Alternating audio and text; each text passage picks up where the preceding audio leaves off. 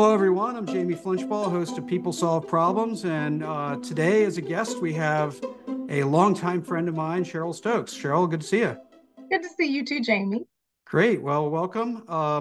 Just as a bit of introduction, Cheryl is the CEO of CNEXT, is a prominent figure in corporate education and inclusion with extensive experience in leadership development, culture change, DEIB, and having significantly contributed previous to her current role at Heinrich and Struggles and Duke Corporate Education.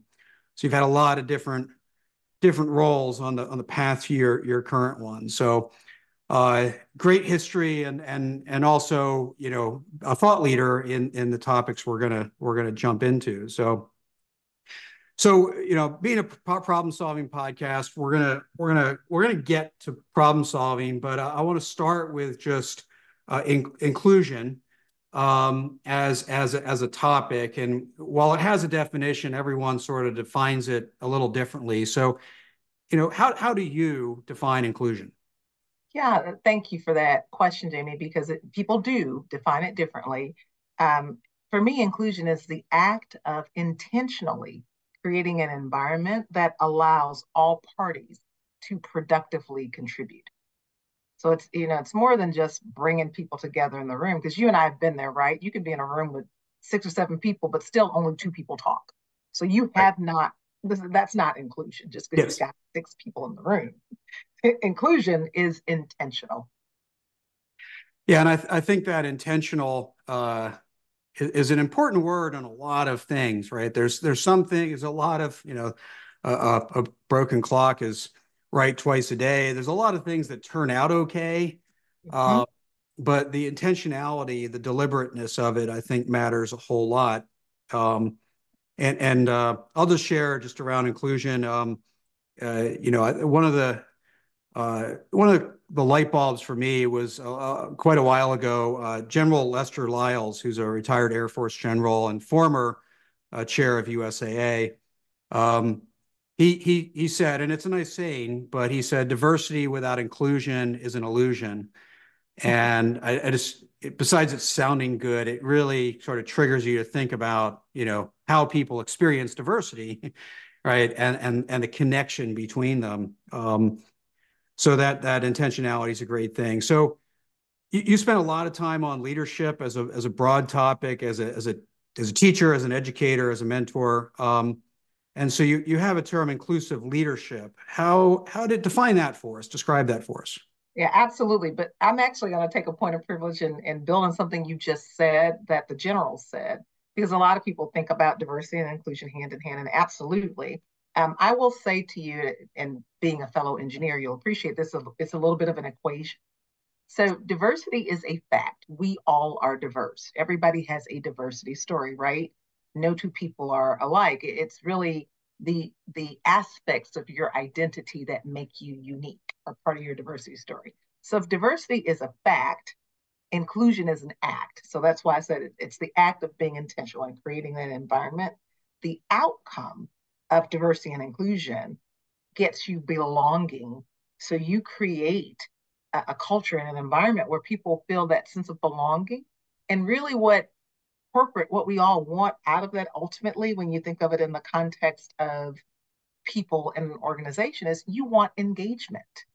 So that sense of belonging drives engagement. And there's tons of data that correlates a more engaged workforce leading to less sick days, higher productivity, less turnover, all the things that create a productive place. So just wanted to frame the idea of diversity and inclusion and why that's so important for us as business, because we need to unleash the potential in all of our talent.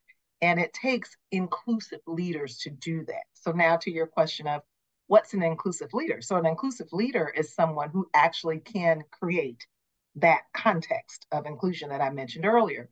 But there are signature traits of inclusive leaders. So some things that inclusive leaders do better perhaps than others. And this is not original research from me. I know in the past Deloitte has written about this. There's some academics, Bork and Titus, who've written about this. We've sort of adapted it because it it resonates with what we believe about great leadership.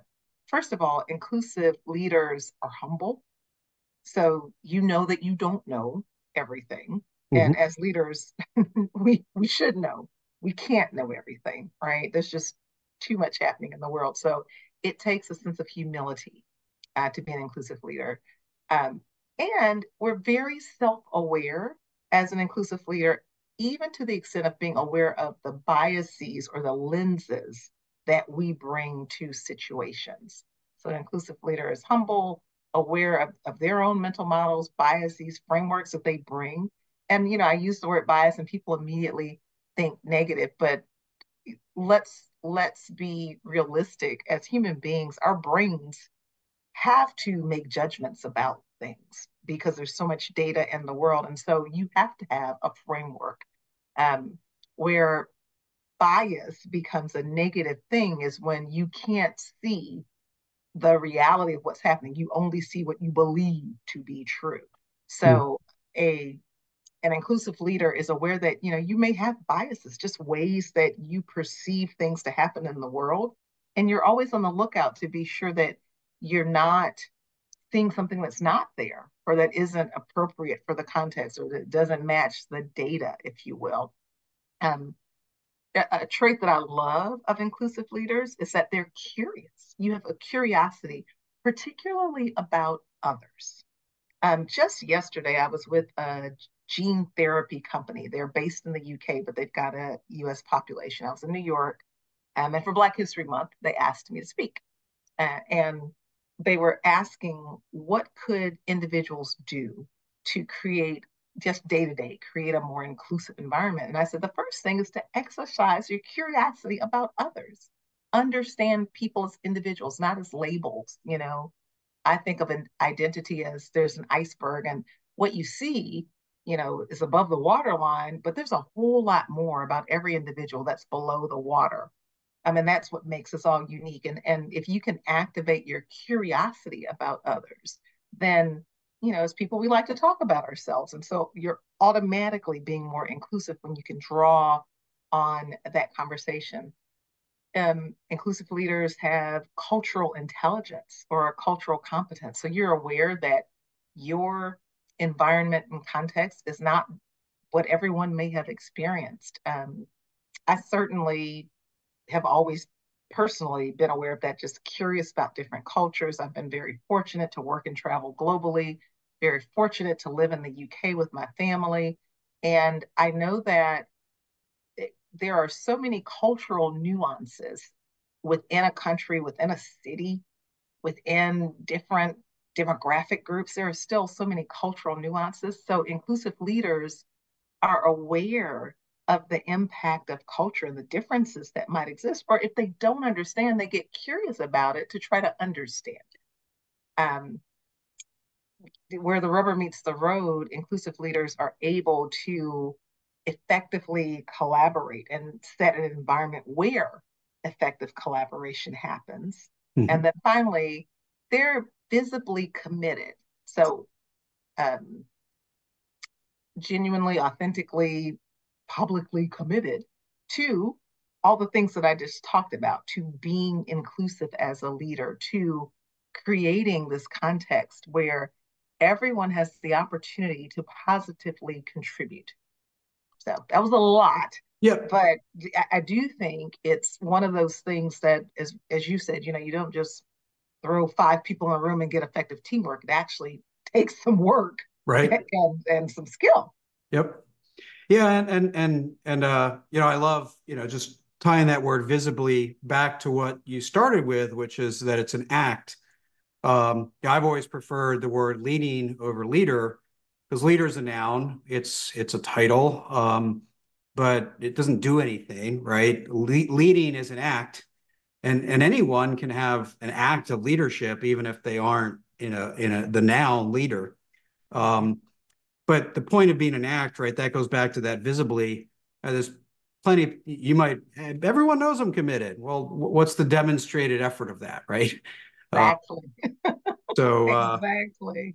a lot of different versions of that, but even for entrepreneurs, I'd always say, like, if you have $2 in your pocket, I want to know that $1 is in this business, because at least it shows that act of commitment. Exactly.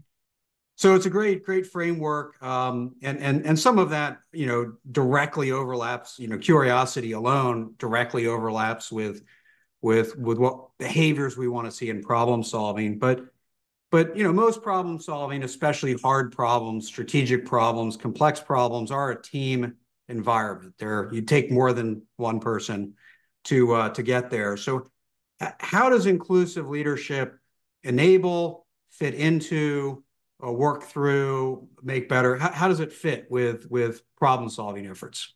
Yeah, no, it's a great question, and you've already alluded to it. There's a lot of overlap because I believe it requires in problem solving, effective problem solving requires inclusive leadership. So if you're leading a business, or if you're leading an area, or if you're just part of a team and you're trying to solve a problem, you actually need to be sure that that team has the environment where everyone can positively contribute. I'll tell you a story. I'll try not to go too far off the tangent, but I think this might resonate. So, I'm in the leadership development business, right? But of course, you and I share a background: undergrad engineer, graduate engineering degree, graduate master's degree. I went to a conference some years ago of learning designers, and they were doing a team building thing. And they gave us a challenge at a table of 8. And they're like, all right, you 8 people come together and figure out how to make this ball, everyone to touch the ball in the shortest amount of time. It's like a little contest. And so, the engineer in me immediately, I'm like, oh, gravity, right? So I shout out, gravity, guys, we can use gravity. Totally ignored. The team were just talking to each other and they were figuring out. And I'm like, hey, guys, and I kept trying to get my voice in there, and no one would listen. And I have to admit, it kind of ticked me off. I'm like, oh my gosh, pretty sure I'm probably the only engineer in this group that actually has the answer, at least the foundation for what we could try. And nobody was listening. And finally, someone sort of mocked me to say, oh, who even knows like how we would use gravity and what is it? I'm like, well, it's negative 9.8 meters per second square. We just have to get technical about it. And, so there was a whole triggering that happened for me. But what I realized, it was the most uninclusive environment that I had been in. And I was personally frustrated because here this was a conference of learning designers, and we're supposed to figure out how to help people learn together. And we can't, even in a simple team building thing, create an inclusive environment.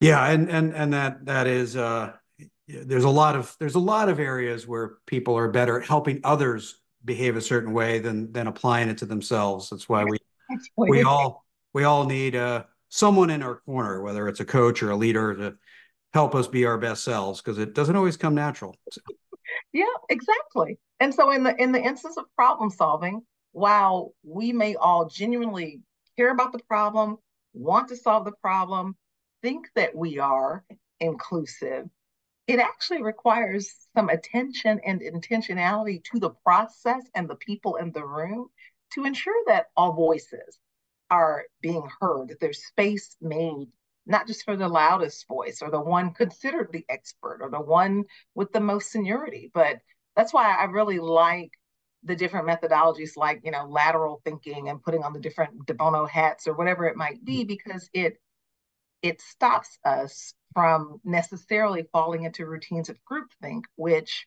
you know, can lead you to unsuccessful problem solving, or for putting the same kinds of solutions against a problem right. versus really opening up and having ideas that might be innovative ways or different ways to solve the problem. Yep.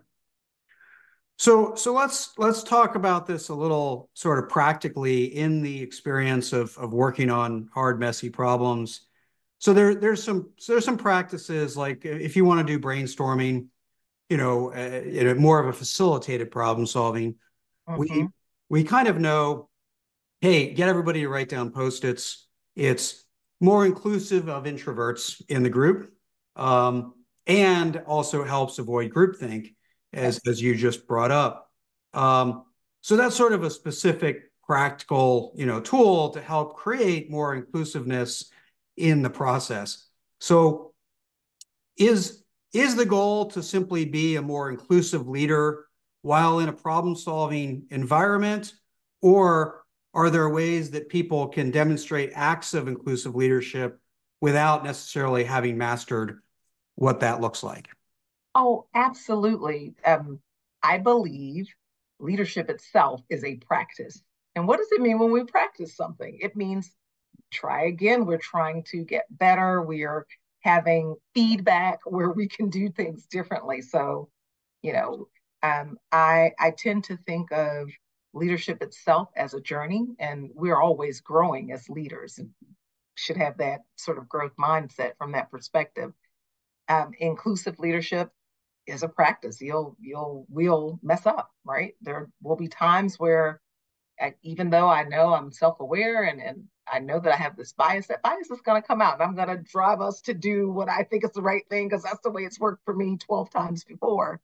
But that humility causes me, when someone calls me on it or when I become aware of it, it will cause me to pause and stop and say, I'm sorry.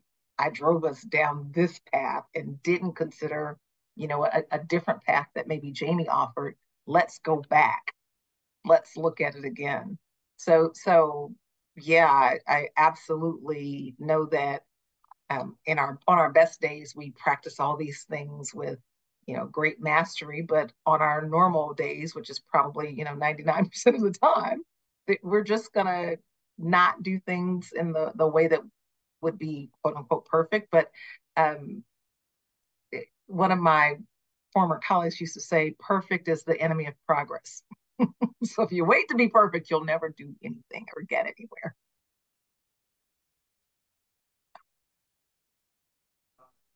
So we talk about practice. I think practice is a great analogy for a lot of things that we have to master, with the idea that mastery is not achievable, the perfection is not achievable.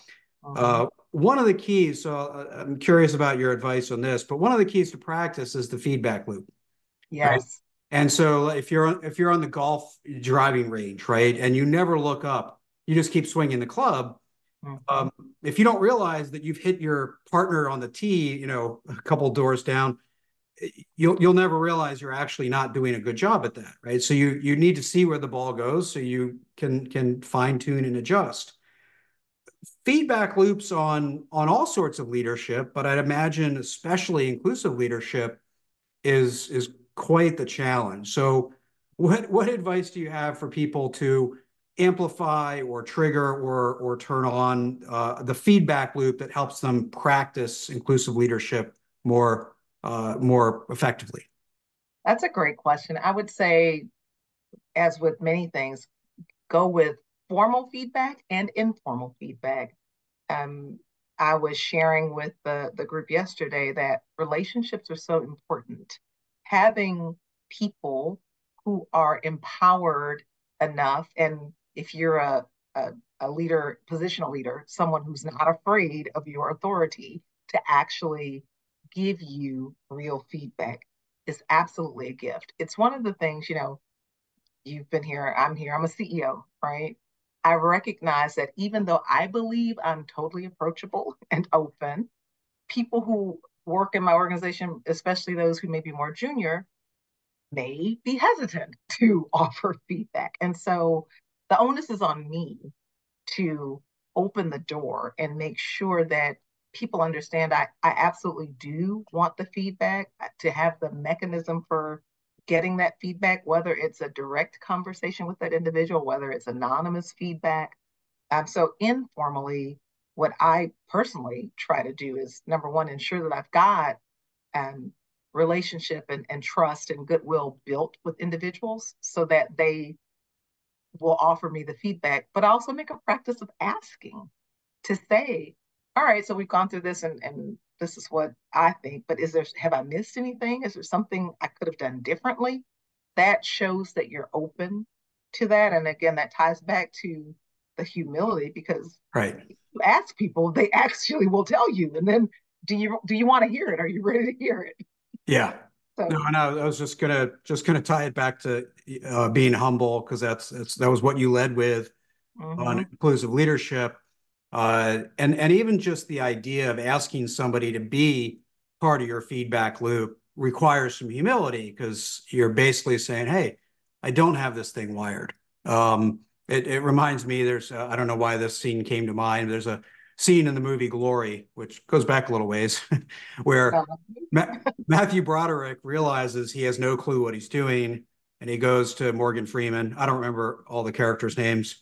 I'm mhm, surprised I remember the actors' names, but and basically says, I know you're just a private, but I need to talk to you to get feedback about what I'm missing. That's not the words he used, but that was the yep, intent of the scene.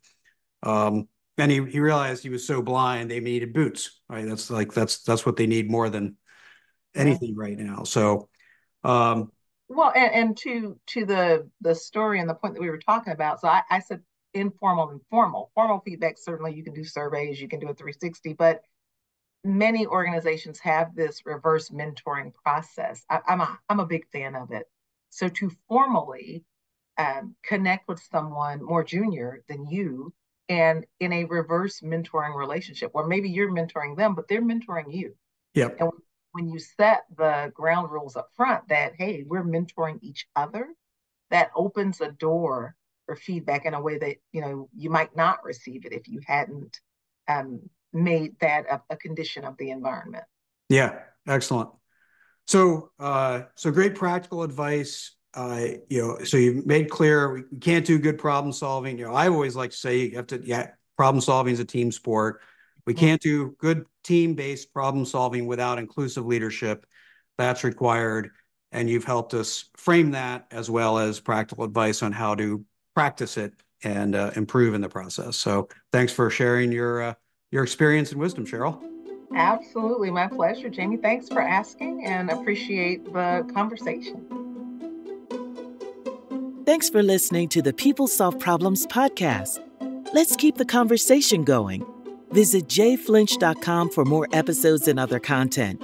And continue to join us on your podcast app, of course. We greatly appreciate your feedback through reviews and ratings.